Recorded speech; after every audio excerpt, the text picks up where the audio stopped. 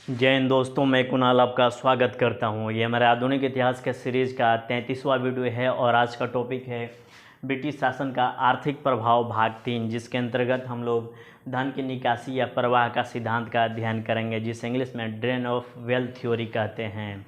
इस लेक्चर में आगे बढ़ने से पहले मैं आपको सलाह दूंगा कि इससे पहले वाले लेक्चर मैंने ब्रिटिश उपनिवेशवाद के 3 चरणों का अध्ययन कराया था। आप उस लेक्चर को डिटेल में अध्ययन कीजिए ताकि इस टॉपिक को समझना आसान हो जाएगा। तो आइए इस टॉपिक की शुरुआत करते हैं। धन की निकासी या प्रवाह का सिद्धांत। धन की निकासी का मतलब हुआ भारत से धन का बाहर जाना। कहाँ पर? ब्रिटेन जाना। इस बात को दादा भाई नौरोजी ने अपनी पुस्तक भारत में गरीबी और गैर ब्रिटिश शासन में उल्लेख किया है, जिसका अंग्रेजी नाम poverty and un British rule in India है। दादा भाई नौरोजी बहुत बड़े अर्थशास्त्री एवं राष्ट्रभक्त थे एवं गजब के सूझबूझ वाले राजनीतिज्ञ थे।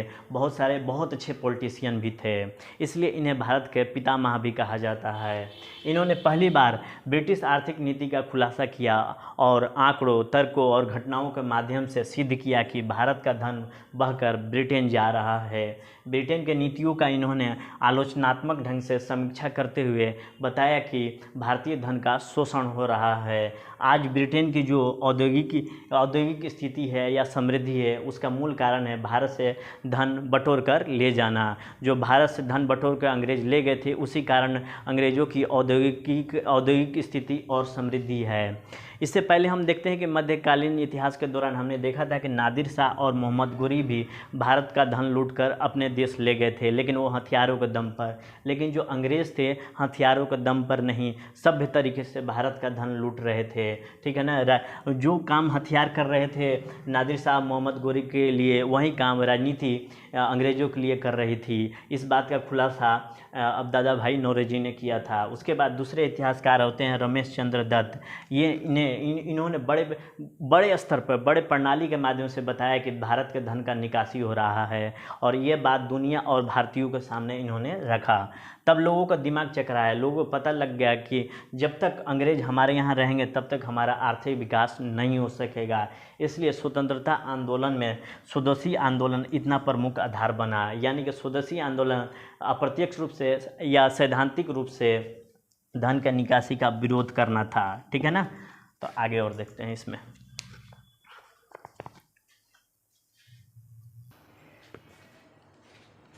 अब आइए समझते हैं कि धन का निकासी किन किन रूपों में होता है, 3 चरणों में कैसे हुआ है। ब्रिटिश उपनिवेशवाद के 3 चरण रहे हैं, हम लोग पीछे पढ़ चुके हैं। आप नहीं पढ़े हैं तो जाकर देख लीजिए।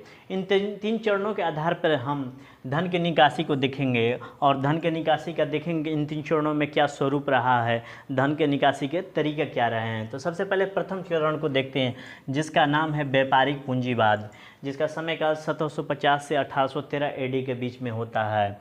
इस समय तक अंग्रेज़ों को भू राजस्व पर अधिकार हो गया था और ये धन को इकट्ठा कर रहे थे, और इकट्ठे धन को इंग्लैंड भेजने के बजाय उन्होंने क्या किया, देखिएगा, बहुत चालाकी से काम किया इन्होंने कि भू राजस्व जो वसूला है, भू राजस्व को सीधे सीधे वे इंग्लैंड नहीं भेज रहे हैं। इस भू राजस्व से कुछ वस्तुएं खरीद रहे हैं और वस्तुओं को इंग्लैंड भेज रहे हैं। ये जो वस्तुएं खरीदते हैं भू राजस्व के से एकत्र धन को, जो वस्तुएं खरीद रहे हैं अपनी कीमत पर खरीद रहे हैं, और अपनी कीमत पर मनमाने ढंग से वस्तुओं को खरीद रहे हैं और इंग्लैंड भेज रहे हैं, और वो इंग्लैंड में जाकर वहाँ इन वस्तुओं को बेच देते हैं, और बेचने से जो धन प्राप्त होता है वो इंग्लैंड में ही रह जाता है।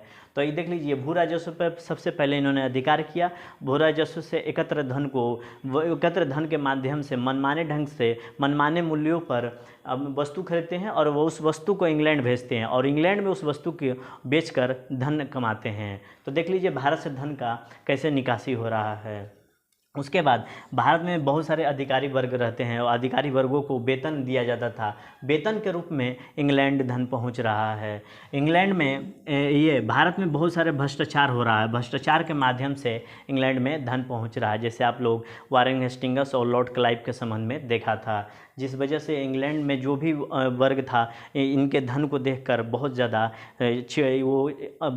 अंदर से चिढ़ गया था। यानी कि बहुत ज़्यादा धन के प्रति उनके अंदर भी लालसा पैदा हुई कि हम भी लॉर्ड क्लाइव और हेस्टिंग्स जैसा धन कमाएं। लॉर्ड क्लाइव और हेस्टिंग्स के धन को देखकर इंग्लैंड वासियों में ईर्ष्या की भाव पैदा हो गई थी। उसके बाद द्वितीय चरण में देखें कि धन का निकासी कैसे होता है, जिसका नाम है औद्योगिक पूंजीवाद, जिसका समय काल 1813 से लेकर 1858 एडी के बीच में रहा है। हम जानते हैं कि मैनचेस्टर में औद्योगिक क्रांति हो चुकी थी, जहाँ पर कपड़ा उद्योग लगा हुआ था। इसने भारत को कच्चा माल का निर्यातक बना दिया, ठीक है ना, कच्चा माल का निर्यातक बना दिया। और जो कच्चा माल भारत से ज़्यादा था वो बहुत सस्ते दाम पर खरीदा जाता था। उसके बाद इस कच्चे माल से बने वस्तुओं को भारत के बाज़ार में डंप कर दिया जाता था, छोड़ दिया जाता था। और जो निर्मित माल का भारतीयों को उपभोक्ता बना दिया गया। जो कच्चे माल के तुलना में कच्चे माल जो सस्ता था, जो निर्मित माल था वो महंगा था, ठीक है ना। तो देख लीजिए कि ये सस्ते माल ले जाते थे कच्चा माल, और उसको बनाकर भारत के बाज़ारों में महंगे दाम पर बेच देते थे, ठीक है ना। तो भारतीयों को उपभोक्ता बना दिया। मान लीजिए एग्जाम्पल लेते हैं शुरुआती दौर में कि 1000 रुपये का कच्चा माल लेकर भारतीयों से गया, और भारतीयों के पास तो उस समय उतनी क्रय शक्ति नहीं थी। इस वजह से मान लिया कि निर्मित माल 400 रुपये का ये खरीद लेते हैं। ऐसा एग्जाम्पल के तौर पे लेते हैं, भारतीय 400 रुपये का निर्मित माल खरीद लेते हैं। तब भी देखेंगे कि 600 रुपये का व्यापार घाटा हो रहा था, क्योंकि 1000 रुपये का इन्होंने कच्चा माल खरीदा और भारतीयों ने 400 रुपये का निर्मित माल खरीदा, तो 600 रुपये का ब्रिटेन को घाटा लग रहा था। तो ये व्यापार संतुलन बनाए रखने के लिए, इस व्यापार संतुलन बनाए रखने के लिए अंग्रेज़ों ने एक तरकीब निकाली, जिसे हम लोग फसलों का वाणिज्यिकरण कहते हैं। पीछे मैं पढ़ा चुका हूँ, फसलों का वाणिज्यिकरण कहते हैं। इसमें फसलों का वाणिज्यिकरण कहते हैं। इसमें अंग्रेज़ों को बहुत ज़्यादा लाभ हुआ, प्रॉफिट हुआ, क्योंकि ये कच्चे माल सूत, जूट, नील, अफीम, ये जितने भी थे ये सस्ते दाम पर भारत से ले जाते थे। ये सस्ता पड़ जाता था बहुत ज़्यादा।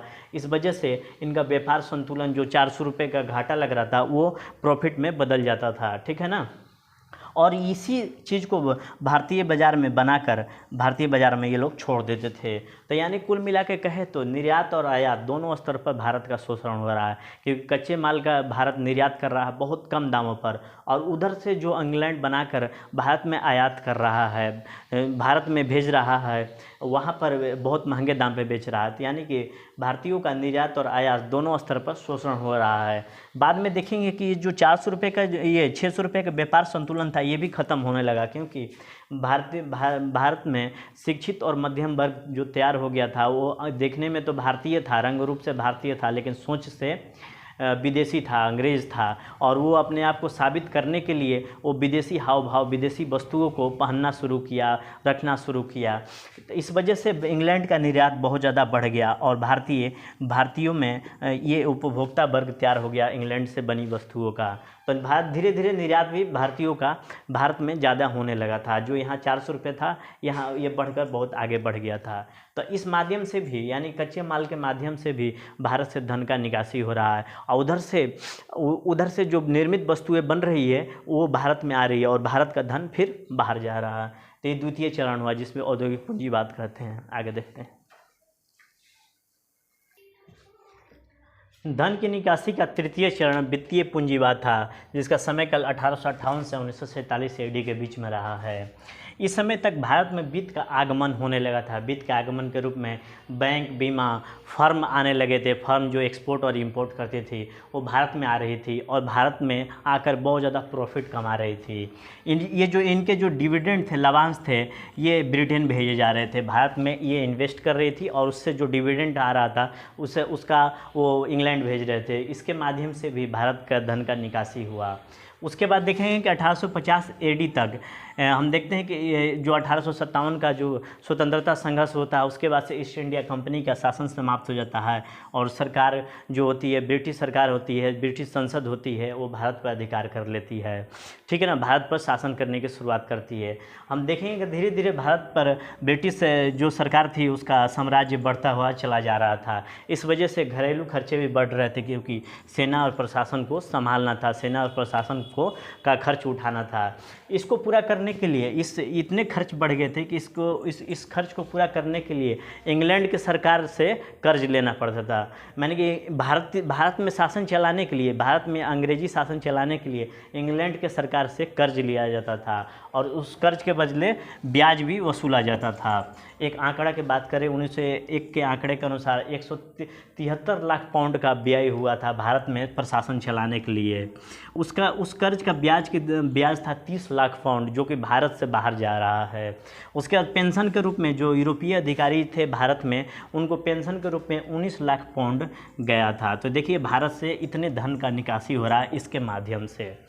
इसके बाद देखते हैं तीसरे चरण में, देखेंगे कि इस तरह से धन की नालियाँ बन चुकी थी, ड्रेनेज बन चुका था। भारत से ब्रिटेन की तरफ धन की नालियाँ बन चुकी थी और वहाँ से धन बह बह के ब्रिटेन पहुँच रहा था। उस ब्रिटिश अर्थव्यवस्था चांदी पर आधारित थी और वहीं पर भारतीय अर्थव्यवस्था सोने पर आधारित थी, ठीक है ना। और इन दोनों का विनिमय सोने और चांदी में होता था क्योंकि करेंसी उस समय प्रमुख नहीं थी।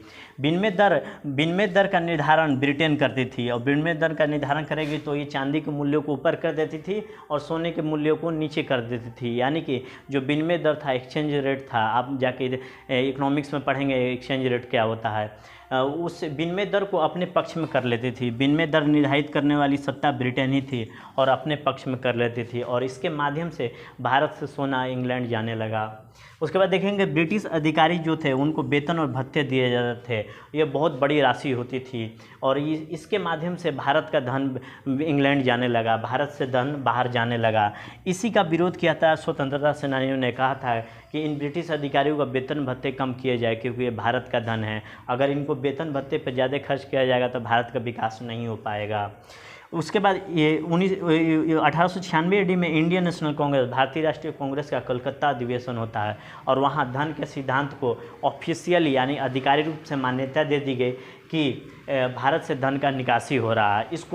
इस आधिकारिक मान्यता का मतलब हुआ कि पूरे देश ने इस चीज़ को स्वीकार कर लिया, केवल आर.सी. दत्ता और दादा भाई नौरोजी नहीं, पूरे देश ने इसको स्वीकार कर लिया और पूरा देश इसका विरोध कर रहा है, ठीक है ना। आगे देखते हैं धन के निकासी सिद्धांत का प्रभाव क्या हुआ। धन के निकासी के प्रभाव को देखें तो पूंजी की कमी हो गई भारत में। धन की निकासी के फलस्वरूप पूंजी की कमी हो गई और भारत का औद्योगिकरण नहीं हो सका। एक विवाद चलता है कि अंग्रेज अगर नहीं आते तो क्या मुगलों के शासन में भारत का औद्योगिकरण हो सकता था। तो आइए समझते हैं इस चीज़ को। अगर अंग्रेज नहीं आए हुए रहते तो मुगलों के शासन में औद्योगिकरण होता है कि नहीं, इसको समझते हैं। मुगल थोड़े विलासी थे, इस वजह से उद्योग और विज्ञान की ओर उतना ज़्यादा बढ़ावा नहीं दिया, ना उद्योग का बढ़ावा दिया ना विज्ञान का, ये उतने ज़्यादा विकसित नहीं कर पाए, ठीक है ना। लेकिन उस समय पूरी दुनिया का परिदृश्य बदल रहा था और औद्योगिकरण की प्रक्रिया पूरी दुनिया में फैल रही थी, तो भारत पर भी, भारतीय शासकों पर भी इसका प्रभाव पड़ता और भारत में थोड़े देर से आता औद्योगिकरण लेकिन ज़रूर होता, थोड़े दूसरे रूप में होता लेकिन भारत में भी औद्योगिकरण होता। अगर भारत में अंग्रेज़ नहीं आए हुए थे तो भारत का धन बाहर नहीं जाता और भारत में ही उसका उत्पादन होता और भारत में ही उसका निवेश होता और भारत समृद्ध हो जाता और भारत गरीब राष्ट्र कभी नहीं होता और कभी ना कभी भारत का औद्योगिकरण जरूर होता लेकिन थोड़ा धीमा होता। अंग्रेज़ों के आने से हमारी बहुत ज़्यादा दुर्दशा हो गई, ठीक है ना।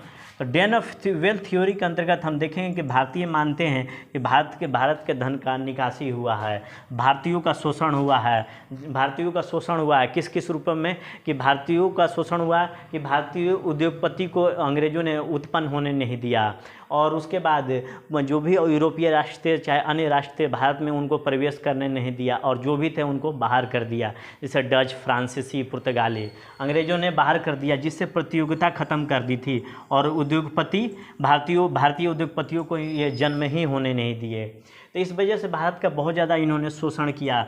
पहले तो धन का निकासी किया, उसके बाद शोषण किया और उसके फलस्वरूप हम देखें कि बहुत ज़्यादा हस्तशिल्प उद्योग जो हमारा था, मात्र उद्योग के नाम पर भारत में हस्तशिल्प उद्योग था, वो भी समाप्त हो गया। इस तरह भारत का अंग्रेज़ों ने शोषण किया, ऐसा भारतीय अर्थशास्त्री मानते हैं। ये सही बात भी है।